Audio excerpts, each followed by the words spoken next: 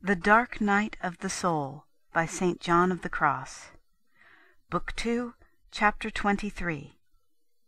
Expounds the fourth line and describes the wondrous hiding place wherein the soul is set during this night. Shows how, although the devil has an entrance into other places that are very high, he has none into this. In concealment is as much as to say, in a hiding place, or in hiding, and thus what the soul here says, namely, that it went forth in darkness and in concealment,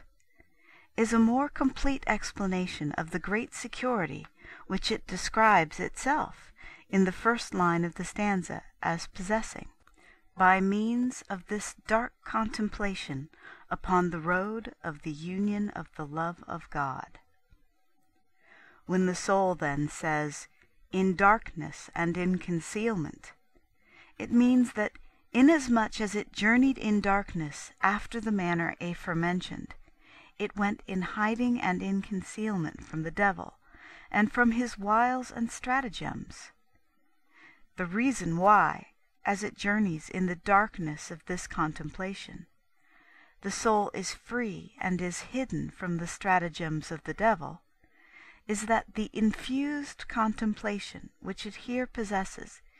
is infused into it passively and secretly, without the knowledge of the senses and faculties, whether interior or exterior, of the sensual part. And hence it follows that not only does it journey in hiding, and is free from the impediment which these faculties can set in its way because of its natural weakness, but likewise from the devil, who, except through these faculties of the sensual part, cannot reach or know that which is in the soul, nor that which is taking place within it. Wherefore, the more spiritual, the more interior, and the more remote from the senses is the communication, the farther does the devil fall short of understanding it. And thus it is of great importance for the security of the soul that its inward communication with God should be of such a kind that its very senses of the lower part will remain in darkness and be without knowledge of it, and attain not to it. First, so that it may be possible for the spiritual communication to be more abundant, and that the weakness of its sensual part may not hinder the liberty of its spirit. Secondly, because, as we say, the soul journeys more securely, since the devil cannot penetrate so far. In this way we may understand that passage where our Saviour, speaking in a spiritual sense, says,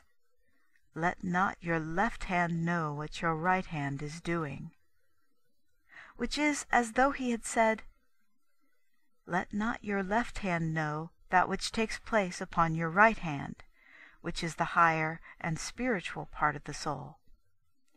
That is, let it be of such a kind that the lower portion of your soul, which is the sensual part,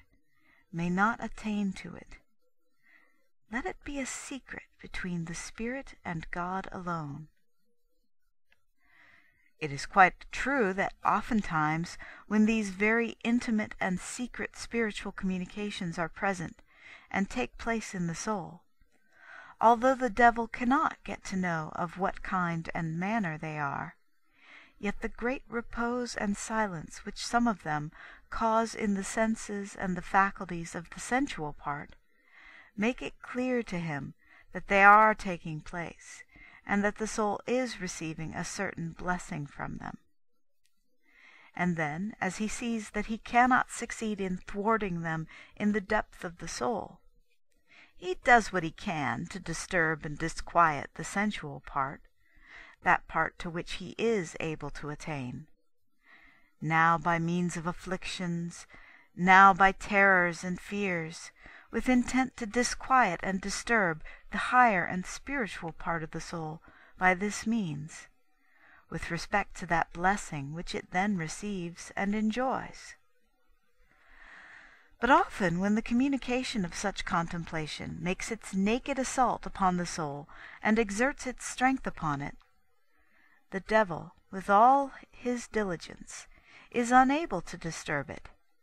Rather, the soul receives a new and greater advantage and a securer peace.